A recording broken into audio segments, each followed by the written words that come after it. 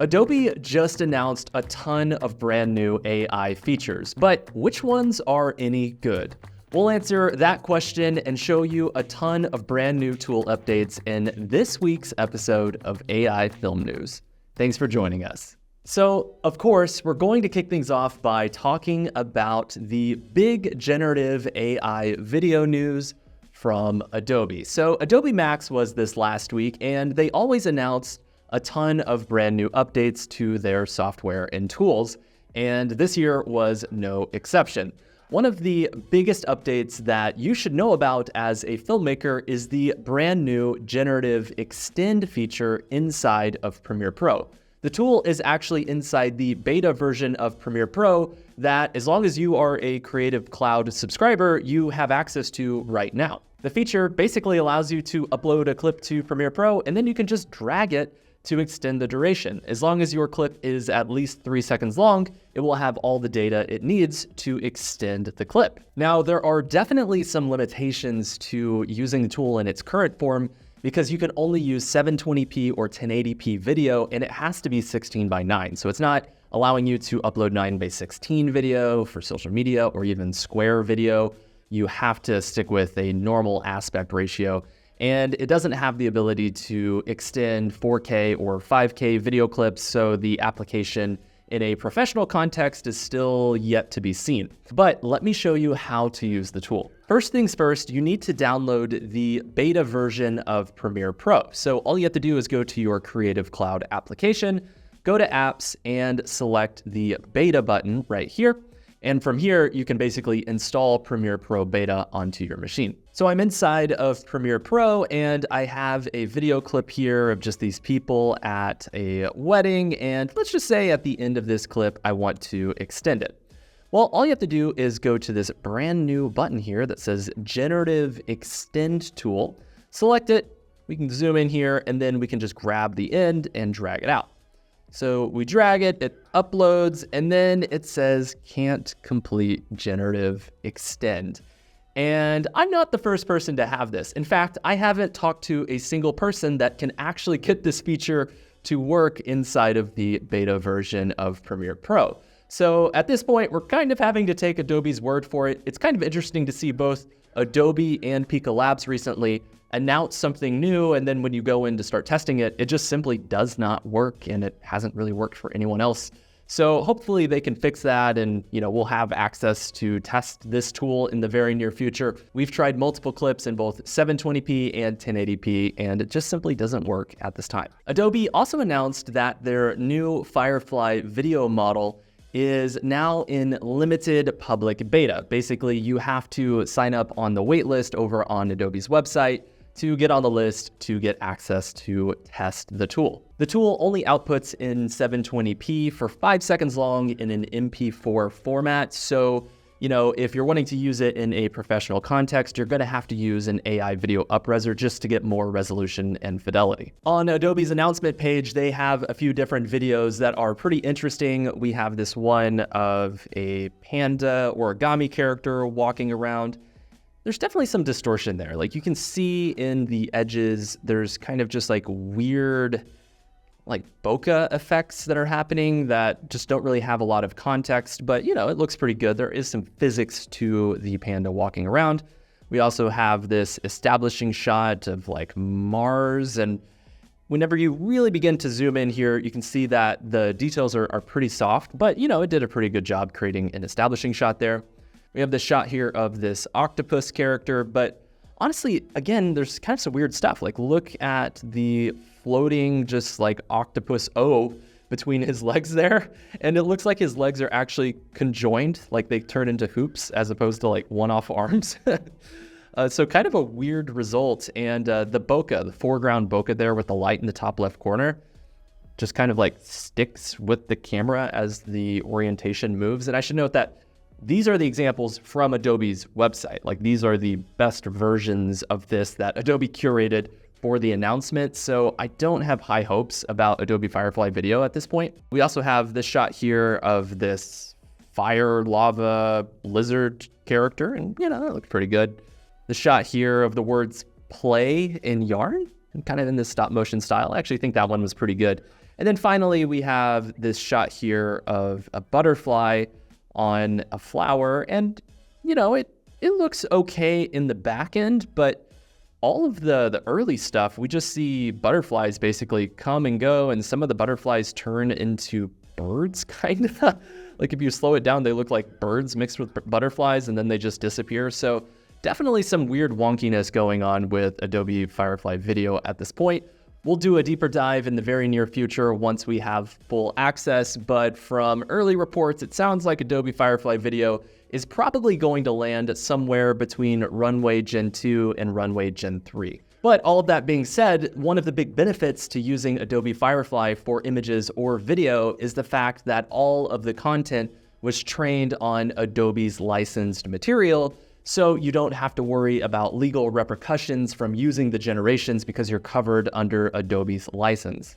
Adobe also announced a brand new feature that allows you to remove distractions automatically inside of Photoshop. It's really helpful for basically removing distracting people from the background. And you've seen announcements like this with new updates to the Google Pixel phones. It's basically the Photoshop version of this tool. Let me show you how to use it. So this feature is available in both the beta version of Photoshop Desktop and the online version of Photoshop. A lot of people don't know about the online version of Photoshop, but it's really helpful, especially if you don't have a computer that has Photoshop installed on it. And what we can do is just go to Photoshop Online and go ahead and upload your image. I have this image here of Shelby and I at the Cannes Film Festival. We'll go ahead and drag and drop that into Adobe Photoshop Online. And what you can do is go ahead and select the remove button here. So it's this retouch button, select remove, and you'll see this button at the bottom that says remove distractions. So we can go ahead and select that. And so what it's doing is going in, creating a mask around the subjects automatically, and then using generative fill to remove the distracting subjects. Okay, so you can see it removed some of the people automatically. There's still some people back here. And if you zoom in, you can see it did an okay job. There's kind of some pixelation. The wall looks kind of weird. So at least in a professional context, I think you'd really still have to adjust the photo and go in and really fine tune it if you were going to print this out or use it on a professional project. So those are the tools that you either have immediate access to or you will have access in the very near future. And to be fully honest, I'm really not that impressed with these new features from Adobe. Whether it's the tool simply not working at all or the AI video quality being really not very good compared to other AI video tools that are out there, generally speaking, it kind of feels like Adobe's video tools specifically are like 9 to 12 months behind some of the competitors.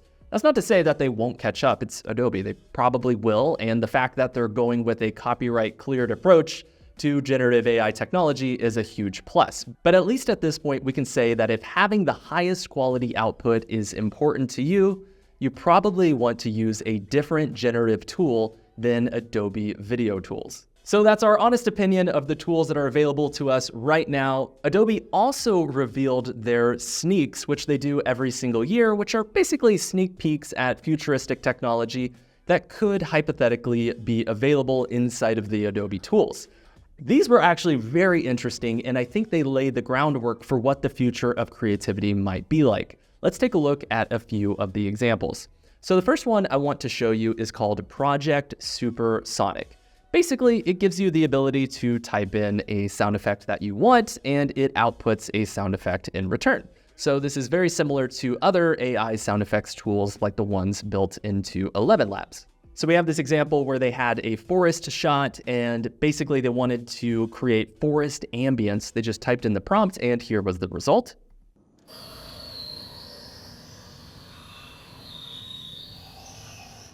Okay, so obviously this was happening at a live event, so you don't know the fidelity of the audio right off the bat, but I should note you do have the ability to do this right now inside of Elevenlabs. To create an AI sound effect, just go to the Elevenlabs website, click sound effects, and you can type in your prompt. We'll do forest ambience to compare and contrast, and go ahead and click generate sound effects. Let's listen to a couple of our results. So this is number one.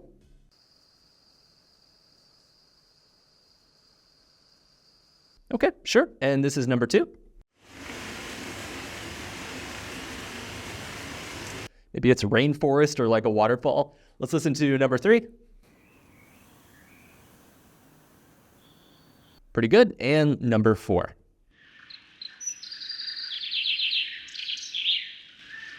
Yeah, that one basically is perfect. They also announced a new tool called Project Scenic.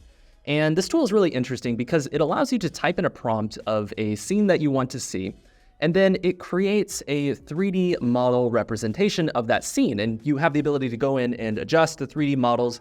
You can prompt in new models and expand and do all sorts of really cool things with generating a very rough landscape.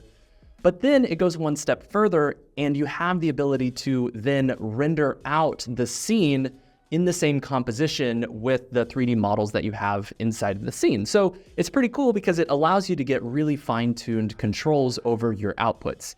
And as we begin to think about the next wave of AI video generation, and especially animation generation, having the ability to basically use AI as a renderer to get higher quality inside of rough assets is a huge part of the future. And I have an announcement about that type of technology later inside of this video. There was also a tool that came out called Harmonize that basically allows you to composite multiple images together. So inside of their announcement video, they have examples of this guy that basically is inside of this Christmas scene. And by just clicking a Harmonize button, it basically reinterprets the image and makes the lighting blend and just puts the two objects together in a better way. Now, you probably could get similar results by using other tools like Magnific to just kind of help with a compositing pass, but having this directly inside of tools like Photoshop and hopefully After Effects one day will be very helpful for just streamlining the compositing process. They also announced a video tool that's really cool called Project Clean Machine. Basically, it tries to address some of the issues with distortions inside of your video, like lens flares or just objects that you don't want inside of the video. So this goes way beyond simply in-painting and object removal. It actually reinterprets the scene and can fix a lot of lighting problems and issues that you may run into whenever you are on location shooting footage. For example, we have this shot of this couple at a wedding, and we can reinterpret it with the Project Clean Machine, and we get this result, and honestly, looks pretty good. Like, it really did save that footage. We also have this shot here of this guy at, I'm guessing, a wedding, and you can see there's some of the rolling shutter issues with the light flashes, but it can reinterpret that footage, and then it looks super clean. So it did a really good job. I think this type of technology inside of tools like Adobe Premiere Pro is going to be amazing. And then finally, we have this establishing shot here, but a person walked in front of the frame, and that's kind of an issue, right? Well, you can actually use this technology to look at that footage and select that person and remove them from the scene, and on final playback, it looks like they were never there. So it did an amazing job. Project Hifi is pretty cool because it allows you to basically paint and manipulate the composition on one side in Photoshop, and then in real time, it will generate an image on the right side. So it allows you just to have fine-tuned controls over your generation, very similar to using image reference inside of Midjourney, or even the canvas to creation feature inside of tools like Leonardo, but the quality seems to be much better than some of the real-time AI image generators that we have up to this point. There's a tool called Project Know-How that is pretty interesting because it allows you to upload a video or an image to find the source, which is pretty cool. So there's all sorts of in the background data scraping and metadata information that it can pull from the video. And it also can identify when a video has been altered using artificial intelligence. So this type of technology is going to be very important to integrate into social media platforms, into video distributors, especially as people have a harder time telling what is real and not real. Just having the ability to authenticate data and the source of information is going to be very important. Adobe is also going after the world of motion design using artificial intelligence, using Project in Motion. It's basically an online interface that allows you to blend two scenes together, and it basically interpolates the data between the two scenes, and it can create animations. And the cool part about using this tool is it has the ability to change those rough animations into other styles. So there's some pretty interesting examples over on the site. They have this example here of a watercolor, animation example, which is pretty cool. Obviously, the fidelity is not there. Like, this isn't going to be a replacement to high-end motion design, but it is pretty good at creating some simple concepts. We have this shot here of like a paint design, which is, it's pretty cool. And then you also have the ability to upload your own reference image to pull a specific style. So we have this mixed media image here, and we have our final results on the right. You can see it. It's pretty cool. It did a good job. So it just kind of animates between the scene there, and it just inherits some of that style.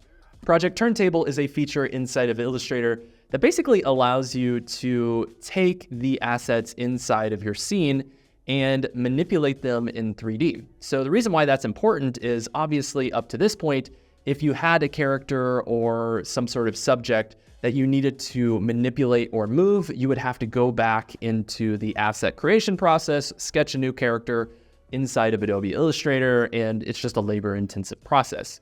Using this feature, it basically creates a 3D model of the character, and you can move them around. You can adjust, the anchor points and do everything that you would normally want to do inside of Adobe Illustrator, but it's all basically automatic. So I think that this is important because it really does highlight that a lot of the futuristic tools that Adobe is looking at really are focusing on giving you 3D control inside of your creative environment. So as we begin to think about the creative future, whether it's the way Midjourney is training their video model, or just how some high-end video tools like Sora interpret the overall data, it's not through simple diffusion models, it's through taking 3D worlds, creating them, and then generating inside of those worlds. So it's pretty cool to see that Adobe is investing in that technology. And then our final sneak here is Project Remix-A-Lot. And it's really simple. Basically, it takes designs that you create inside of Adobe Illustrator, and it can create different aspect ratio versions of those designs. So if you have a design and you need to print it out in different aspect ratios, whether it's for social media or a flyer or a billboard, it basically creates really quick, rough versions of those generations. So these announcements with Adobe are interesting because if you look at the current tools that are available to us, outside of generative fill inside of Photoshop and probably the audio enhancement features using Adobe Podcast or the audio fix features directly inside of Premiere Pro, a lot of the AI tools are simply lacking or behind some of the other competitors on the market. But when we begin to project into the future, and especially where Adobe is investing a lot of its time and energy, it does seem like they have a grasp on what the future of creativity will be like. The problem with Adobe is going to be the problem that every AI software manufacturer has, and that's just simply keeping up to speed with all of the other companies that are out there. Adobe isn't just competing with big-time software creators anymore, they're also competing with startups that are doing some pretty interesting things. So at this point, having an all-in-one solution inside of the Creative Cloud is just not the reality that we have. That may change in the future, but at this point, you probably want to pick and choose the right tools for your specific workflow. The team at Google also announced Imagen 3.0. It's basically an image generator that's directly inside of Google Gemini. To create an image with the tool, all you have to do is go to the Gemini website. You'll find the link below this video if you need it. And in our prompt here, I'm gonna say create a cinematic still of a woman in a sci-fi film holding a futuristic basketball. So we could get way more detailed with the prompt there, but we'll just do it a really simple example here, and let's go ahead and generate. Okay, so here is the final image that was created. The woman is holding a basketball. You can see that the format is in a 1:1 format. You can't create 16:9 at this point. So honestly, in professional applications, I don't see how this is going to be very helpful until they give you more creative control. It's very similar to using tools like DALL-E 3. They're really interesting, but to be fully honest, if you're working on a real project, you probably want to go with other AI image generators like Flux or Midjourney. It also took about 15 seconds to generate that image. As a quick comparison, let's go to Midjourney and prompt in the exact same prompt. We'll go to create and we have our image being created here. And you can see we have a woman holding a basketball. I think there's something a little weird about her hand there. We have this one. Yeah, that looks pretty good. This one here, pretty good. And we have this one as well. Okay, not bad. And we can also go to the free pick website if we want to create a Flux image. We'll type in a cinematic still of a woman in a sci-fi film holding a futuristic basketball. We'll generate 2 of these. Go ahead and click generate. And let's look at our result here. So we have this one. Yeah, pretty good. And honestly, the lines on the basketball look pretty good in this one. I know our hand kind of looks like somewhere between cyborg and real person, but not too bad. We have this one here as well. And I love the basketball. Like, that's a cool basketball. The neon lights between the lines, like, that's awesome. And then we have this one here, and yeah, it did a pretty good job. So generally speaking, I think Flux does a little bit better job at accepting the creative direction that you're putting into it, but both Midjourney and Flux are simply better tools to use rather than Imagen 3. We also came across a really interesting tool that allows you to upload an image and then have fine-tuned control over your subject's face inside of the image. So it's pretty cool. You basically get to direct them inside of the tool. It's called FacePoke. There is a hugging face demo that you can check out on your own. There's a link below this video. And all you have to do is choose your portrait photo. I have this image here of this woman in a coffee shop. We'll go ahead and import that. And you can see that she is in the scene. And you can start clicking around and like adjust certain parts of the scene. But oh no, what's really helpful is when you click this show face markers and then you can scrub over and it'll like give you like little markers that you can use. So we can like move her head around and you can adjust certain things. Like we can adjust her eyebrows here like this, like her surprise. You can open the mouth a bit more. You can close the eyes and it's pretty interesting. It's a very user-friendly way to just start playing around with these types of tools. And I should note that there's a lot of development going into this type of technology, whether you look at some of the announcements from Meta or using tools like Live Portrait, having the ability to keyframe and pose specific expressions from your actors' faces using artificial intelligence will be here in literally just probably a few weeks. I'm also super excited to announce that we have just released a brand new AI animation course at Curious Refuge. We've partnered with Storybook Studios. They're the people behind the Space Vets AI animated kids show that is absolutely amazing. So this course is really all about how to use modern AI animation pipelines to create a professional project. The thing that makes this course really unique is you don't have to have a background in animation. We will show you how to do everything from look development and animation to marketing and distribution. This is essentially the AI animation course for creating professional projects that you can actually monetize. If you want to learn more, you can click the link below this video to check out the course and join the waitlist to be notified when it goes on sale very soon. There are also a ton of generative AI events happening around the world. Runway is hosting events in Istanbul, Bangkok, the UK, and Marseille, France. There is a Mexico City meetup that we are helping in partnership with Man of the World Media that's going to be happening on October 21st. We have a Curious Refuge meetup in West Palm Beach on November 7th. And there's also the Korean AI Film Festival on October 25th.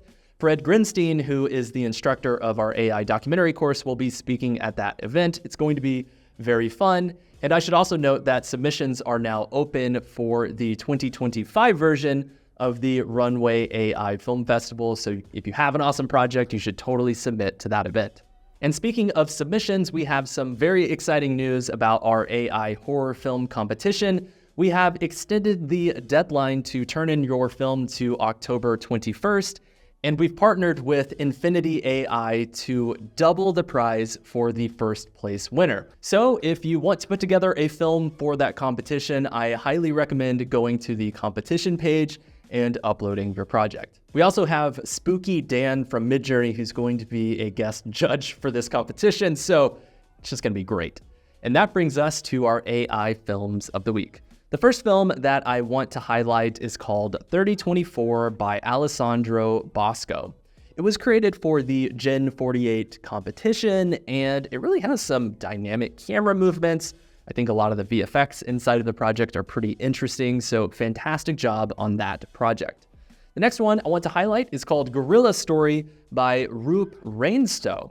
It's basically a kind of comedy project all about a gorilla that lives a life like a human. It's really funny, and there are some shots in there that really feature a lot of dynamic physics in the character movement. So clearly using an advanced AI tool to pull off some of those shots, probably Kling if I was guessing, but it might be a collaboration between a lot of different AI tools. And finally, we have Final Glimpse by Jeffrey Q. It's a really good project that I think really showcases good audio editing. In fact, at the very beginning, he says, be sure to use headphones because audio is a part of the experience. And it's really good at blending different types of AI video approaches together inside of a seamless piece. And you can really tell that the audio inside of the project is helping to drive a lot of the emotions of the story and help to cover up some of the inconsistencies or strangeness that can happen sometimes with AI video. Thank you so much for watching this episode of AI Film News. I would like to do a quick little shout out because we had the opportunity to attend the Culver Cup. It was basically a big generative AI film festival this last week. And it was really cool because not only did the winner, MetaPuppet, do an amazing job on his project, but the people who won second place, the AI creative lead behind that project, her name is J.E., she actually just started learning AI filmmaking a month ago by going through our training, and then just a few weeks later, won second place in a really big, awesome AI film competition. So it was really cool to see that she was able to take her existing skills, go through our training, and do such an amazing job at a cool event. Thank you so much for watching this week's episode of AI Film News. Of course, if you want to get AI Film News sent directly to your email inbox, you can subscribe by visiting curiousrefuge.com. And if you want to get the latest tutorials and news directly here on YouTube, be sure to like and subscribe. Thank you so much for being an incredible member of this community. We'll see you in the next one.